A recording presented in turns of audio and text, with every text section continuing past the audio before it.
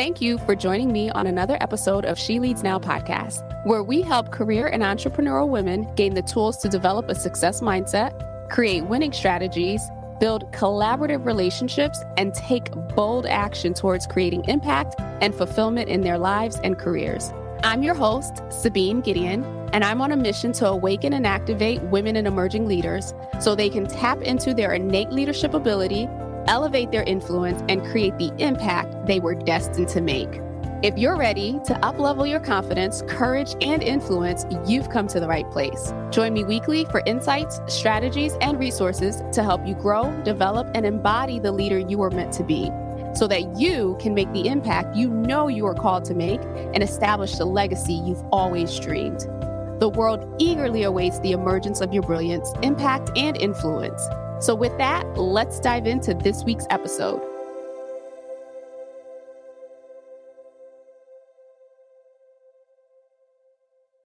Hello, and welcome to another episode of She Leads Now. I'm your host, Sabine Gideon, and I am yet again super thrilled and excited to be joining you another week for the 3M series, Mindfulness, Mindset, and Manifestation. Now, I hope that these episodes have been beneficial and helpful to you. I am trying to keep them short, but again, like I said last week, there's just so much I want to share. 9 months of going through this process, and some of them were repeat processes from previous seasons of transformation. So to the extent that I can, my goal is to be as honest, as vulnerable, and as transparent of the entire process of transformation versus just the highlight reels. So if you have questions, if you have thoughts, if anything hits you as an aha and you want to share it with me or you want to ask questions, please feel free to do so. Reach out, Sabine at SabineGideon.com. Now, for those of you who are joining me, thank you so much. Whether it's your first episode or you have been writing the last 70 plus episodes, thank you so much for being here and being part of this community and this collective of women who are looking to advance in every area of their lives. So for those of you, if this is the first episode that you're listening to within the series, I would highly encourage you to go back and listen to the first episode that was released, and it was released the beginning of August as of the time of this recording, August of 2023. And that's where I laid the foundation of what my journey, my transformation, my transition, my change, whatever you want to call it, growth journey that I had been on for about 9 months or so. I share the foundation, what started it, what sparked it, what are some of the first few things that I did and decisions that I made that were catalysts to the change and the transformation to get to the place of manifesting a completely different life than what I was living. And so far we've talked about, making the decision to commit to something for 90 days and how big that is. I also shared with you about my decision to implement a morning routine into my daily practice, my mindfulness practice, where the focus was the first 3 hours of the day. I was giving and pouring into myself first before I gave and poured into anybody else. And, with a focus of feeding my body with exercise, feeding my mind with books, as well as the teachings and trainings from my coach, and feeding my spirit through prayer, through worship, through journaling, meditation, you name it. So today we're going to talk about fasting and the role fasting has played in me just becoming the person who I am and in support of other people who are looking to make changes. Now, I will put this disclaimer out there. I understand that, especially in this diet world and diet society that we live in, that fasting can be a trigger for people, right? And when I say fasting, I'm talking about not eating or deciding to limit your caloric intake in any capacity. My intention, my motive behind fasting it's been rooted in spiritual practices. As I mentioned before, when I was heavy in the church, Christian church, we used to fast at the beginning of the year, first 21 days, and then there would be like random fasts. And the entire time that I used to fast in that space, it would just be, I saw it more as a sacrifice or an obligation, or I was doing it to please God, or I was doing it to please my pastor. Very rarely did I embrace a fast and be like, oh my gosh, this is the best thing. I was just waiting for it to be over so that I could eat again and go back to normal and check it off my box. However, since then I've adapted fasting as part of my lifestyle, and I'm going to be sharing about that today. So I call it a trigger warning. If you have your own personal challenges or obstacles where it comes to your relationship with food, please understand that I am not advocating for you to, for lack of a better term, feed that. This is not what this is about. This is about me sharing my journey and the role that fasting has played in helping me to accelerate and create the life that I want. And if it triggers you to the point where you just don't want to listen to it anymore, I completely get it. Go ahead and turn this off. But hear me out at the very least, maybe on the motive, the reason behind it, and the intention. I think that's the biggest thing. It's the intention. So to just take a step back, I started fasting, as I mentioned, when I was like in church, right? Because it was obligatory. Then in 2018, I signed up with a coach, and he was known as a purpose coach. I went to a conference and he spoke during the conference, and it wasn't even his talk that grabbed me. It was questions that he asked audience members that was just like, okay, wait a minute. Like, and just this man asking a question, it triggered something in me. And I was just like, I got to work with him. And he was providing like a special. So I remember going to the table, I grabbed his book and signed up with him. And it was it was meant to be a 3-month coaching program. And so when we started the program, there were a couple things that he had me do. One powerful thing, and I've shared this with a couple people recently, I've done it myself. At the time, he had me do, and this is not related to what I did this time in the transformation, but just want to share this. At the time, he had me do an exercise where I wrote a letter to my mother, to my father, to my 8-year-old self, and to God. And at that time, when I did that exercise, I needed to do it because of the season that I was in, and it was another life-changing experience. So if you are at a place where you feel like maybe you are transitioning, or maybe some things are coming up for you and emotionally you feel very burdened, or just things are happening, I can't even begin to do justice of how that exercise changed me, changed my life, changed my perception on my entire upbringing. But that was a bonus. That's not what this is about. That same coach also, through our coaching process, had challenged me, or typically, I guess he challenges his clients, to fast for 7 days. And his fast, when he shared it with me, was only water, like no food, no tea, no different drinks, no snacks, no nothing, only water for 7 days. Now, when he first said it, I was just like, what? I've never done that. Because even in the other fast, it ended at 6 p.m., or maybe I fasted one meal, or whatever the case may be. So the thought of not eating for 7 days was mind blowing to me. And I thought he was crazy. I did think about asking for my money back, but I didn't. I was just like, all right, cool. The high achiever that I am, where I was, I decided, all right, I'm going to take this challenge. I've never done it before. I'm going to take this challenge. Well, let me tell you, by day 3, I was cooking egg whites. I was eating protein bars. I was starving. Part of it, well, a huge part of it, was my mindset going into the fast. I went into it with the complete thought of, oh my gosh, this is such deprivation. This is stupid.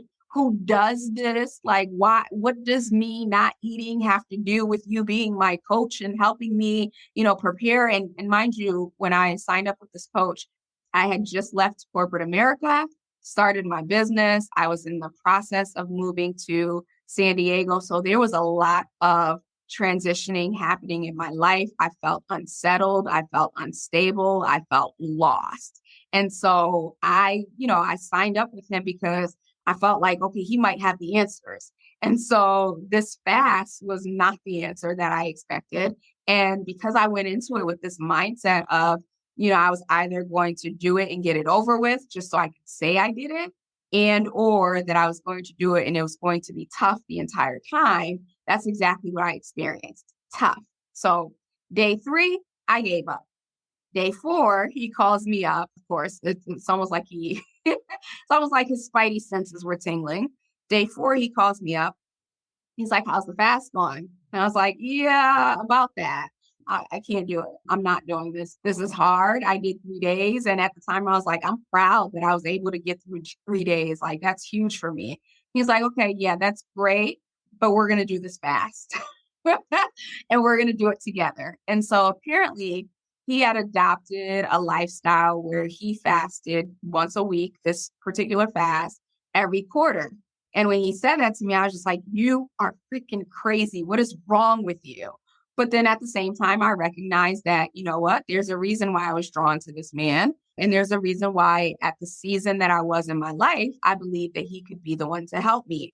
And so now he was coming alongside me. He was like, "You know what? I haven't done my fast for the quarter. I'm going to come alongside you and do it this week." So every day, every morning, for 7 mornings, this man called me or texted me, "Hey, how's it going?" Midday, he would check in on me. In the evenings, he would check in on me. And so it was almost like two things: knowing that I had someone else on this journey with me that was encouraging me, that was motivating me, was a game changer. And secondly, because I had failed, quote unquote, failed the week prior, that was the thing that was driving me and motivating me. I was telling myself that, you know what? Especially when I made it past day 3, I was just like, "Oh, girl, you got this. Like, you totally got this. You exceeded your expectations." And I kept imagining what it would feel like when I got to day 7 and I could say what once felt impossible for me the week prior was something that I was able to do. Now, of course, I was able to do it with support, right? Sometimes we just need support because it's new. So what ended up happening by day 4, believe it or not, and again, it's just water. By day 4, my energy like went through the roof and it was like my mind was blown. Day 1 through 3, oh, she was tired. She was drained. She didn't have any energy. Luckily at the time I wasn't working for anybody. So like I was taking naps during the day. Like I was dragging. I think I worked out the first day thinking like, "Oh yeah, I can do a Pilates course." Oh my gosh. By day 3, I was drained with full, like no energy. But by day 4, I woke up and I sprung up. And it was in that moment where I was just like, "Wait a minute, what the heck just happened? How is it that these first 3 days, like I have felt so empty. And now all of a sudden, this fourth day, I have this boost of energy." Like it was mind blowing to me. And at the same time, once I broke past my previous breakdown, if you will, something in my mind clicked. And I was just like, "Hold up. I have the capacity to do hard things." Now, mind you, I've been doing hard things my entire life, right? But not eating and breaking through a self limiting belief, something ignited in me. So we went through the 7 days. And during that time, I have to share, during that time, I had been asked to speak on this, to do a presentation on this series that was happening around the wealth vault. And during that entire week, like I was like, "I don't know what I'm going to talk about. I don't know what I'm going to talk about. I don't know what I'm going to talk about." And then the night before, this would have been like the seventh night. I'm sorry, the sixth night, I was awakened middle of the night and I just started to get all this download on what I would speak about during this particular presentation. This presentation was going to happen Monday. So we were fasting from Sunday, 12 a.m. Sunday to 12 a.m. Saturday. And there was a part of me that was like, "I am going to set my alarm, wake up in the middle of the night and have something to eat." I didn't end up doing that. But because this particular series was going to happen on that Monday, by day 6 or 7, I was just like, "You know what?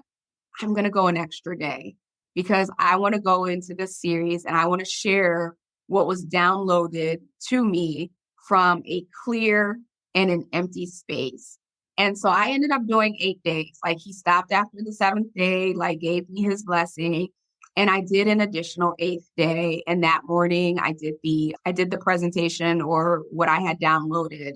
And then I went to Cracker Barrel and ate my little heart out. Uh, but that was my first experience with fasting without food, with the intention of, building up strength spiritually, mentally, emotionally. Because, of course, during that time, I was journaling, I was praying, like it was all about maximizing this fast. And something shifted for me because that was the very first time that I realized within myself that I had power over my own body. I had power over my own mind. Now we know there's so much that happens that we don't have power over, right? So many circumstances that are out of our control. And most of us go around life believing that life is outside of our control. Things just happen to us and we just have to navigate, duck, dodge, whatever it is that we need to do to make it to the next day. And in those 8 days, what I realized was that's not true. That's not true. Or at least the part of me not being able to control this temple, this body, this mind, that part of it, the story or the narrative that I had been sold, that wasn't true. And so following that, because he had said he does it every quarter, I had made the decision to start fasting every quarter. So that was 2018. So 2019, 2020, 2021, and 2022. Like I had been fasting every quarter, like it's a week, 7 days for every quarter. And then some quarters were 7 days. There was this one point in 2021 where I did 21 days. Oh, that was life changing on a different level. So yeah, fasting became part of my lifestyle and it became the week that I gave to myself to reset, to get in God's presence, to gain clarity, to release anything that was bothering me, and to just own my power over myself. It was huge empowerment boost. So after the 12-day fast that I shared that I did, I think the first episode of the series, after the 12-day fast in 2022, I decided, you know what, I want to step this up going into 2023 and I want to do it once a month. And so I had elected that the first week of every month, the first full week of every month, Monday through Friday, I would do a 5-day fast. And that 5-day fast and it varies, and to be quite honest, but it varies from, just tea and coffee to maybe tea, coffee, and a protein shake. It took me a couple of months before I got to the place where I could do the fast and work out. And by workout, I mean, yoga or Pilates or yoga Lattes, like something very low impact. Obviously, I wasn't trying to die in these streets. So once I got to a place where I could do the fast and I could also stay mobile or, do some level of exercise, I started incorporating a protein shake because obviously I'm not doing this to destroy my body. I'm doing this to support my body. So that's what I've been doing this entire year so far. So why do I share this?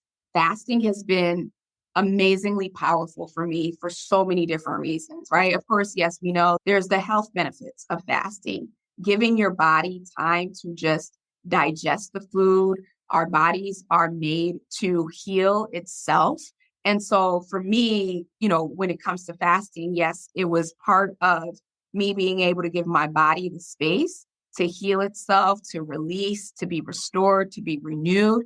But I can't say this enough that once I learned that I had the power to control my mind and to control my body and to tap into the deepest levels of my soul and my spirit by simply choosing not to eat for a week, oh my gosh, that was a game changer. It became one of those confidence boosts that allowed me to believe there was nothing that was impossible for me. Hard, sure. Impossible? No. No, because when those hunger pangs came through, they came through hard.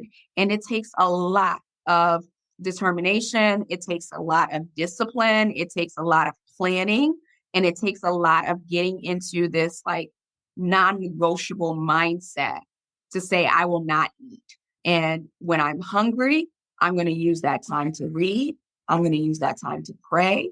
I'm going to use that time to tap into my body and ask my body, what does it need in that moment? And so that's another item, if you will, that I incorporated or that I've always, not always, but I've had since 2018, but I stepped it up during this process. And again, there are months that it was a lifesaver. Like the week that I fasted, like it gave me the energy to move through some of the darker months that were ahead or that, I had already experienced. But the clarity that came through, the restoration that came through, and especially the weeks that I was fasting, as I was reading some of these more emotionally taxing books, it allowed me, I think, to release a lot more of the emotion and really fast track my healing.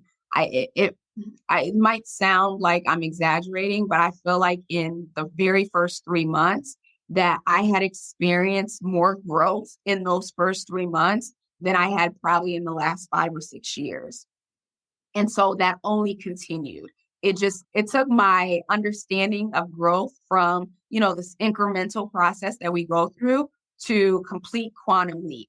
And I'm not gonna lie to you, like it was, if you think about a roller coaster, like for real, like I would go through these periods of like, in 1 week alone, I would go from feeling the closest that I had ever felt to God to feeling the darkest and the farthest away that I have ever been to not even being able to answer the question of like, who am I? What am I doing today? Or even wanting to get out of bed. Like it was an emotional roller coaster. And the weeks that I fasted were helped me balance out, if you will. They helped me find that stability, that equilibrium. It helped me reset my nervous system because there was a lot more intention and focus around mindfulness, about tapping into my body, what I was feeling, what emotions were coming up. So I can't speak highly enough about fasting, but I also recognize that there are some, there's some people out there who may feel some type of way about it. And then the last thing that I'll say about fasting too is that, as part of just my overall lifestyle, I've incorporated since last year intermittent fasting in my day to day. So that means I eat during an 8 hour period. So most days it's between 12 and 8 or 11 to 7 or whatever is going on. But fasting has become not only just the thing that I set aside to do first week of every month, but it's also a daily habit that I incorporate on the days that I am eating my regular food. So if you want to learn more about fasting, Google it. Check with your doctor, make sure it's healthy for you to do it. I can only speak from my experiences and the power that I have gained through leveraging something as simple as not eating to literally change my life, change my mind, heal from deep ancestral wounds. So hopefully that was helpful for you.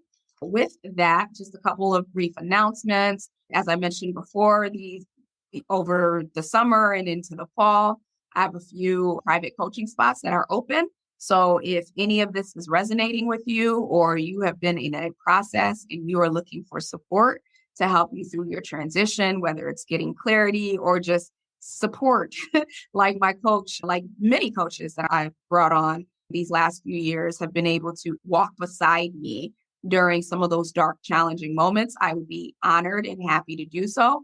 Feel free to just send me an email at sabine@sabinegideon.com.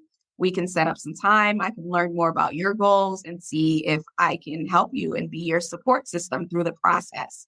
If you have not already subscribed to the show, please go ahead and do so that you get alerted when new episodes are released. And of course, if any of this resonates with you and you have another woman in your life, regardless of what role she's playing, that you think this might be helpful for, go ahead, hit that share button, share it with her so that her life can be changed and transformed as well. If you haven't caught up on the Power of Money series, it's on my YouTube channel. Just search my name in YouTube and it should come up. It's 13 episodes from financial experts in all different capacities, from money mindset to investors to business focused financial advice to personal focused financial advice. We covered the gamut.